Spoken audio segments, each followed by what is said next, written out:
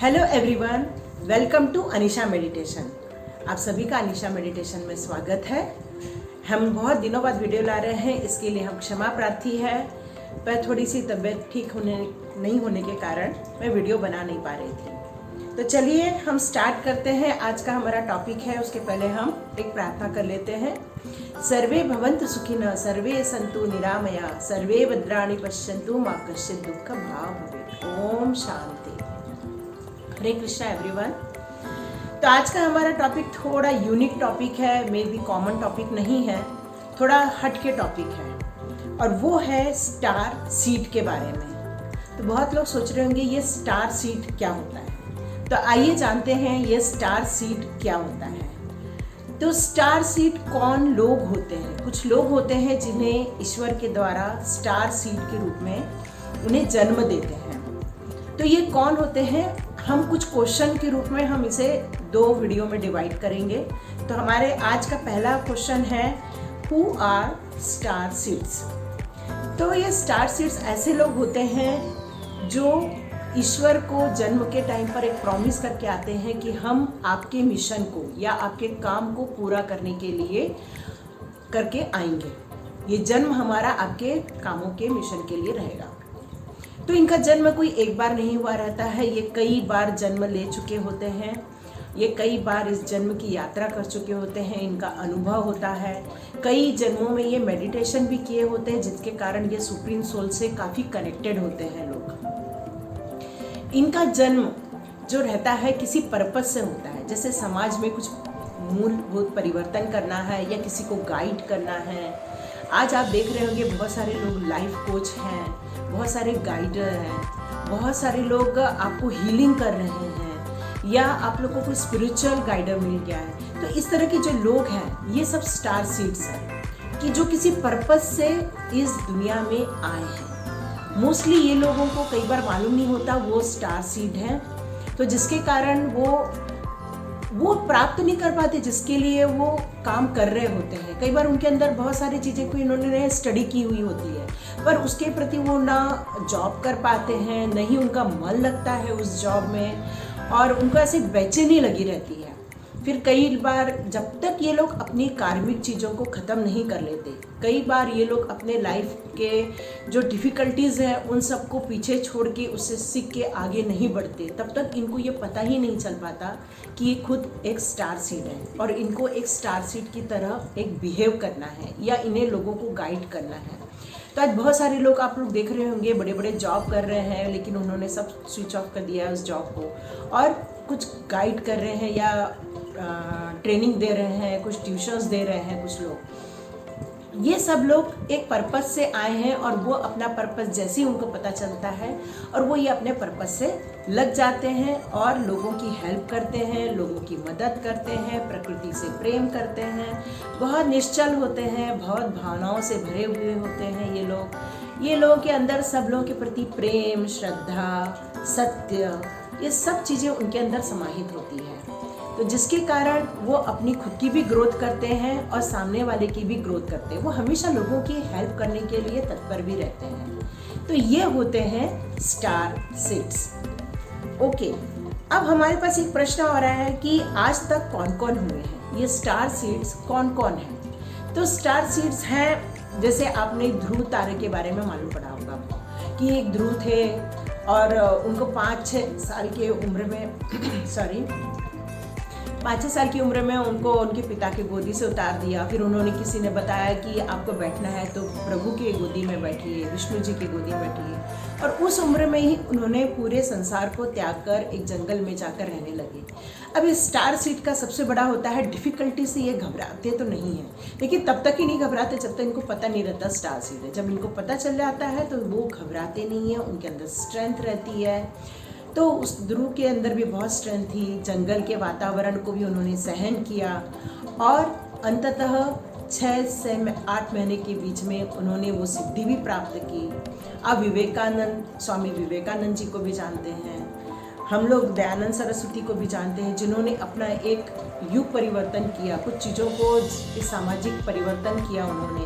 आप अर्जुन को जानते हैं जो महाभारत के थे, तो जिन्होंने सब दया प्रेम सब होते हुए भी धनुष में प्रवीण थे, उनको बहुत दया भाव होने के कारण वो किसी को मारना नहीं चाहते थे, पर कृष्णा ने उनको बताया कि आपको ये क्यों करना है। तो एक सत्य की, धर्म की स्थापना करने के लिए उनको ये सब करना पड़ा। तो ये जो स्टार सीड होते हैं वो ईश्वर के मिशन को पूरा करने के लिए इस दुनिया में आते हैं। हम आज की डेट में नरेंद्र मोदी, अपने प्रधानमंत्री आदरणीय नरेंद्र मोदी जी को भी हम ले सकते हैं, जिन्होंने अपना पूरा जीवन हमारे देश की रक्षा में, देश की प्रगति में, देश को एक नए ऊंचाई पर ले जाने में, देश को एक स्वाभिमान स्वावलंबन बनाने में कितना बड़ा काम किया उन्होंने।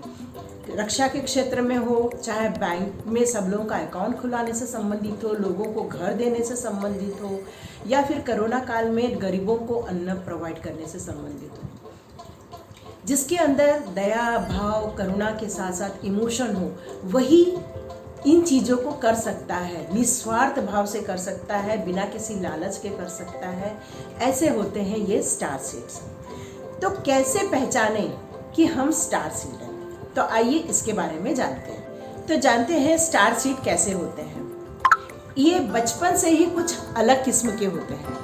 मतलब ये बचपन से ही सब कुछ सबके साथ रहते हुए इनको सबके साथ रहना इतना पसंद नहीं आता, अकेले में रहना और कुछ सोचना, ये इस तरह की प्रवृत्ति के लोग होते हैं। साथ में ये जीवन में इनकी बहुत सारी कठिनाइयाँ आती हैं, क्योंकि इनको पता नहीं रहता और ये कई जन्मों की यात्रा करके आए रहते हैं, मेडिटेशन करके आए रहते हैं। तो बहुत भावुक सरल स्वभाव के होने के कारण इनको दुनिया की चालाकी, दुनिया का लालच, दुनिया में चल रहे घोटाले, ये सब इनको समझ में नहीं आते। और जो ट्रिकी बातें करते हैं लोग, ये सब बातें इनको समझ में नहीं आती। क्यों? क्योंकि ये उस चीज़ों को समझ ही नहीं पाते। न ही ये आजकल जो जोक चल रहे हैं उनको वो समझ पाते हैं, क्योंकि ये एक ईश्वर की कृपा से पैदा हुए लोग होते हैं। तो इनको ये सब चीज़ें नहीं समझ में आती, पर इनको दुनिया को समझाना रहता है। इसलिए दुनिया को समझने के लिए कई बार ईश्वर इनको कुछ कठिनाइयों से गुजारते हैं। कठिनाइयों के गुजारने के बाद इनको धीरे धीरे लोग समझ में आते हैं, लोगों का कल्चर समझ में आता है, लोगों की चीज़ें समझ में आती है, बातें समझ में आती है। हो सकता है इनका काफ़ी वक्त इन चीज़ों को समझने में निकल जाता है। कुछ लोग तो बहुत जल्दी समझ जाते हैं और ग्रो कर जाते हैं, पर कुछ लोग को समझने में बहुत टाइम लगता है, क्योंकि उनका आत्मीय जो रहता है वो इतना करुणामय रहता है, इतना विश्वास से भरा रहता है कि वो जल्दी से ये गलत चीज़ों को एक्सेप्ट ही नहीं कर पाती कि मेरे साथ ऐसा क्यों हो रहा है। उस चीज़ को समझने में इनका टाइम बहुत निकल जाता है। तो ये स्टार सीड जो रहते हैं तभी ग्रो करते हैं जब इनको ये चीज़ें समझ में आती है। तो चलिए जानते हैं कि और इनको क्या प्रॉब्लम्स आती है। इनके परिवार के लोग इनको नहीं समझ पाते, समाज के लोग नहीं समझ पाते, इनके फ्रेंड्स लोग भी इनको नहीं समझ पाते। क्यों? क्योंकि इनकी कई बार बातें ऐसी रहती है जो उनके सर के ऊपर से जाती है, या इनको ऐसा लगता है ये ऐसा कैसे बोल सकते हैं। बहुत तीक्ष्ण भी बोलते हैं कई बार ये लोग, या कई बार स्ट्रेट फॉरवर्ड बोलते हैं, क्योंकि इनको ज़्यादा समझ में नहीं आता है, ट्रिकी चीज़ है। तो ये डिप्लोमेटिक ना होते हुए बहुत स्ट्रेट फॉरवर्ड होते हैं। क्यों? क्योंकि ये तो गाइड करने आए। गाइड करने वाला यदि डिप्लोमेट बन जाएगा तो आपको सही चीज़ दे ही नहीं पाएगा, आपको सही लाइन दिखा ही नहीं पाएगा। इसलिए ये लोग बहुत स्ट्रेट फॉरवर्ड भी कई बार होते हैं, जिसके कारण लोग इन्हें पसंद भी नहीं करते हैं। ये ईश्वर की संतान होने के कारण या ईश्वर की ब्लेसिंग होने के कारण इनका इंट्यूशन बचपन से ही बहुत स्ट्रांग होता है, पर इनको ये समझ ही नहीं आता कि इनका इंट्यूशन इतना स्ट्रांग है, या इनको जो पता चल रहा है वो कितना राइट है, क्योंकि इनको कोई बताने वाला ही नहीं होता है कि ये कितना राइट है। जब तक ये कार्मिक फिनिश नहीं कर लेते, या ये इस दुनिया को समझने के लायक नहीं हो जाते, ये जब तक ये अटैचमेंट से डिटैचमेंट की तरफ नहीं चले जाते, या जिसको बोलते हैं अनप्लग होना, जब तक ये अनप्लग नहीं हो जाते ना, तब तक इनको ये चीज़ें कभी पता ही नहीं चलती कि वो कौन है, स्टार सीड्स है। तो इनको बहुत सारी चीज़ें सीखने के कारण इनको बहुत सारी कठिनाइयों से गुजरना पड़ता है, और जब ये डिटैच होते हैं उसके बाद इनको सब समझ में आने लगता है। इनके लाइफ में कार्मिक लोग बहुत मिलते हैं, कुछ कर्मा जो रहते हैं इनके लाइफ के, तो वो लोग भी आते हैं, ये कार्मिक साइकिल अपनी पूरी करते हैं, और कुछ लोगों की कार्मिक साइकिल को पूरा करने में ये मदद करते हैं। उनकी जो तकलीफ़ें होती हैं उनको कम करने में या उनको गाइड करने में बहुत मदद करते हैं। कहते हैं कि आपके पास जो है वही आप लोगों को दे सकते हैं। तो जब आप उस कठिनाई से निकलते हैं तब आपको पता होता है कि उस कठिनाई से निकलने के लिए आपने क्या क्या प्रोसेस फॉलो की थी, तभी आप लोगों को गाइड कर सकते हैं कि उस प्रोसेस को आप कैसे करेंगे जिससे कि आप उस कठिनाइयों से बाहर निकल पाए। तो इसलिए भी ईश्वर कई बार इनको कठिनाइयों में डालता है ताकि लोगों को कठिनाइयों से बाहर निकाल सके। क्यों? क्योंकि इनके पास एक स्ट्रेंथ होती है, तो स्ट्रेंथ होने के कारण वो उस कठिनाइयों से बाहर तो निकलते हैं, तकलीफ में भी होते हैं, हो सकता है कई साल निकल जाते हैं इनके उस कठिनाइयों से बाहर निकलने में, क्योंकि उनको कोई गाइड करने वाला रहता नहीं कि ये उनके साथ क्यों हो रहा है। तो इस उलझन में ही उनके हो सकता है कई साल भी निकल जाते हैं। फिर जब उनका टाइम आता है तो डिवाइन गाइडेंस मिलता है, ऐसे डिवाइन लोग मिलते हैं उनकी लाइफ में जो उनको अपलिफ्ट करते हैं और उनको उनके बारे में बताते हैं कि आप कौन हैं, आपको क्या करना है, आप यहाँ क्यों आए हैं। हो सकता है सब लोग आपके न भी सुने, हो सकता है आपका लोग तिरस्कार करे, अपमान करे, सब कुछ करे, बट वो उनका कार्मिक है। आप अपना काम करते जाइए, ये एक एडवाइस है। इनको कार्मिक भुगतने के कारण या ऐसे लोगों के टॉक्सिक पीपल मिलने के कारण इनका लोगों के प्रति दृष्टिकोण भी बाद में काफ़ी चेंज हो जाता है, घृणा भाव आ जाती है, नाराज़गी आ जाती है, या तो फिर ये उनसे बहुत चिढ़ने लगते हैं, बहुत कुछ होता है। ये एक ह्यूमन टेंडेंसी है, इसलिए ये उनके साथ भी होता है। पर जब उनको ये पता चलता है तो उसके प्रति ग्रेटिट्यूड करना, थैंक यू बोलना, उनको माफ़ करना, उनको लेट गो करना आप स्टार्ट कर दीजिए। यदि ये सब चीज़ें आपके साथ लाइफ में हो रही हैं तो आप उनको माफ़ करते चलिए, उनको थैंक यू बोलिए, क्योंकि वो आपकी लाइफ में आए और उन्होंने जो तकलीफ दी उसके कारण आपने कुछ नया सीखा। तो उनको गाली देने की जगह या उनसे नाराज़ होने की जगह आप उनको थैंक यू का वाइब्रेशन भेज दीजिए कि थैंक यू, आपने हमारे लाइफ में आकर इस तरह से हमें सिखाया, इसके लिए आपका बहुत बहुत धन्यवाद। और उनको माफ़ कर दीजिए और लेट गो कर दीजिए या ईश्वर को सौंप दीजिए कि ईश्वर आप देख लो, ये इंसान ऐसा कर रहा है मेरे साथ। ठीक है, तो आप ये इस तरह से काम कर सकते हैं। ओके, अब हम पहचानते हैं कि ये सब इन्हीं को क्यों मिलता है, क्योंकि ये प्योर सोल होते हैं, क्योंकि काफ़ी लाइफ में ये जन्म लेके अपना प्योरिटी करते हुए इस तरह से आगे बढ़े हुए रहते हैं, जिसके कारण इनकी प्योरिटी का लेवल काफ़ी हाई हो चुका रहता है। तो इसलिए इन्हें ईश्वर के द्वारा चुना जाता है इन कामों को करने के लिए। हो सकता है आपके जीवन साथी से इतनी बनती ना हो, जबकि कोई ऐसा बेसिक रीज़न भी नहीं होता। हो सकता है आपके लाइफ में कोई थर्ड पर्सन आता है जो आपके बीच में दूरियां बनाता है। हो सकता है कोई किसी पार्टनर के दिमाग में कुछ ऐसा भरता है जिसके कारण आपके बीच में डिस्टेंस क्रिएट हो जाता है लाइफ पार्टनर के बीच में। तो ये भी इसलिए होता है क्योंकि ताकि आपको स्पेस मिले, आप अपना स्पिरिचुअल ग्रोथ कर सको, ऐसा भी होता है। तो आप उनको भी थैंक यू भेज दीजिए जिन्होंने आप दोनों के बीच में डिस्टेंस क्रिएट किया। अब जो डिस्टेंस क्रिएट कर रहा है ये तो बेचारे की कार्मिक हो गई कि उन्होंने आपकी लाइफ में डिस्टेंस क्रिएट किया।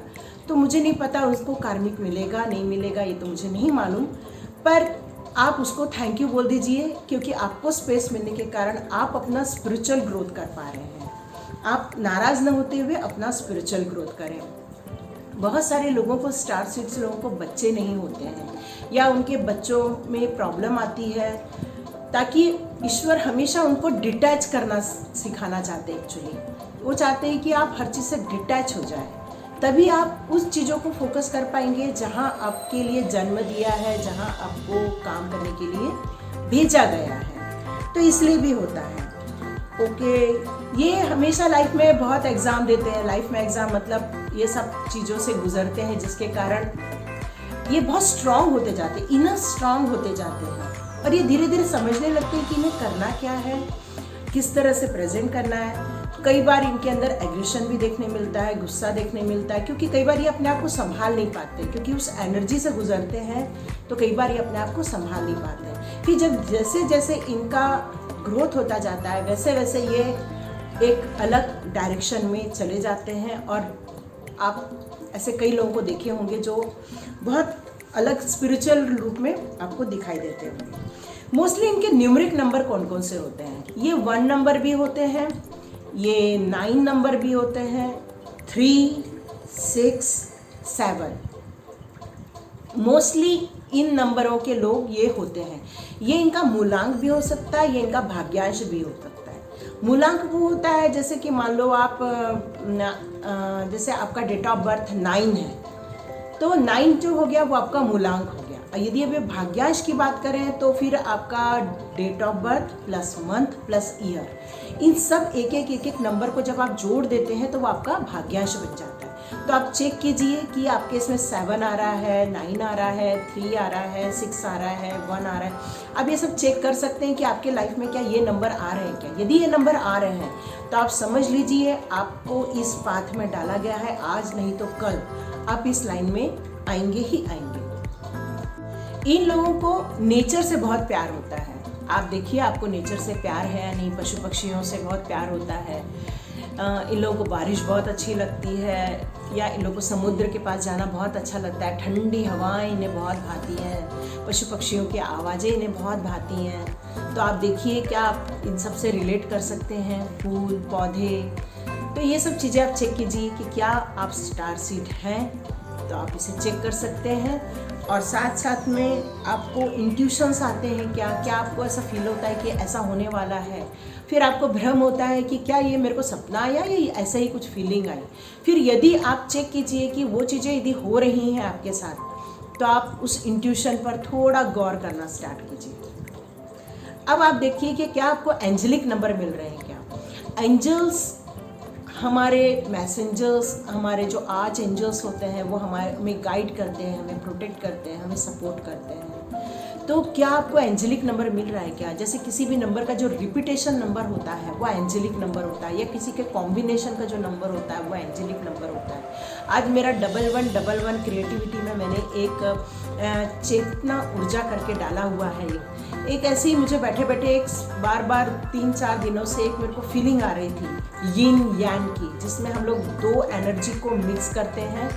ये एक फेमिनाइन और मस्कुलाइन एनर्जी भी होती है, ये यिन यांग की एनर्जी भी होती है, डार्क और वाइट एनर्जी भी होती है। तो ये इस तरह की 2 एनर्जी होती है जो हमेशा साथ चलती है। तो ये इस तरह की एक एनर्जी बार मेरे को 6-9 की शो हो रही थी, और मैंने उसके ऊपर अभी वीडियो डाला है। आप चाहें तो 1111 क्रिएटिविटी में मेरा वो भी वीडियो देख सकते हैं। बहुत अच्छा वीडियो बना है, बहुत अच्छा एनर्जी लग रही थी। वो एक्चुअली डिवाइन गाइडेंस में ही बनी हुई है वो। तो आप यदि डिवाइन गाइडेंस पसंद करते हैं, स्पिरिचुअल गाइडेंस पसंद करते हैं, कनेक्टिविटी पसंद करते हैं, तो आप उसे ज़रूर ध्यान से देखिए। मे बी उसमें आपको कुछ कनेक्शन महसूस होगा। तो आप समझ गए होंगे स्टार सीड के बारे में। अब मैं आपके काम के बारे में बात करती हूँ कि आपने जो भी पढ़ाई की, जो भी आप स्टडी कर रहे हो, मे बी आप उसमें ग्रोथ नहीं करते हो, आपका ग्रोथ किसी और डायरेक्शन में होता है।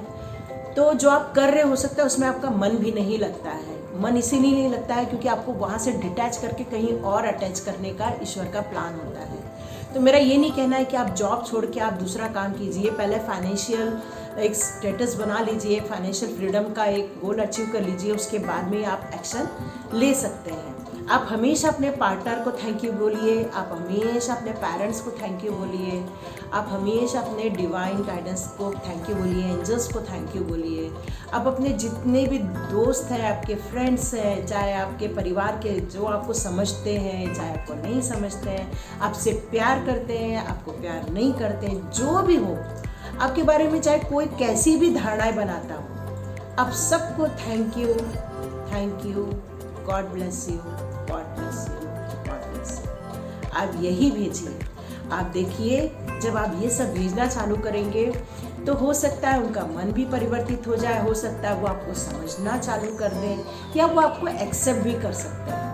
और नहीं करते तो ये कोई प्रॉब्लम नहीं है। जब तक आपको समझने लायक कोई अगला नहीं बनता तब तक वो आपको समझ भी नहीं सकता है। इसलिए आप उसकी चिंता न करते हुए जिस मिशन के लिए आप पैदा हुए हैं, जिस मिशन के लिए ईश्वर ने आपको इस धरती पे उतारा है, या जिस मिशन के लिए ईश्वर को आप प्रॉमिस करके इस दुनिया में आए, अब उस काम को स्टार्ट कीजिए। ये आपको कोई नहीं बताएगा, आपका सिर्फ इंट्यूशन बताएगा, सिर्फ इंट्यूशन बताएगा और सिर्फ इंट्यूशन बताएगा।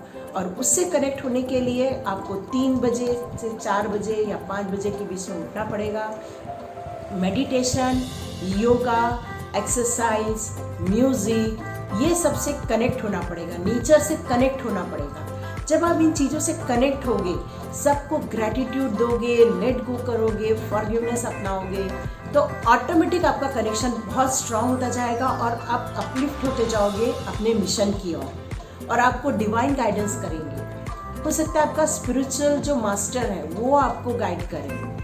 तो ये होता है स्टार सीड। अब मैं जो नेक्स्ट वीडियो बनाऊंगी तो उसके बारे में मैं बाद में बात करूंगी कि हम स्टार सीड कैसे बने या उसके लिए और क्या करें हम लोग। तो इसके बारे में मैं नेक्स्ट वीडियो में लेके आऊँगी स्टार सीड के बारे में। तो thank you so much, thank you universe, thank you angels, thank you archangels, thank you sir, thank you masters, thank you मेरे मम्मी पापा, मेरे ऑल जितने भी मुझे प्यार करते हैं, मुझे ब्लेसिंग्स भेजते हैं, जितने भी लोग मुझे आशीर्वाद देते हैं, उन सभी का धन्यवाद। मैं अपने पार्टनर का, अपने बच्चे का भी धन्यवाद करना चाहूँगी, क्योंकि उनके बगैर अपनी अवेकनिंग नहीं हो सकती, हमें स्पिरिचुअल पाथ नहीं मिल सकता। So always say thank you my viewers।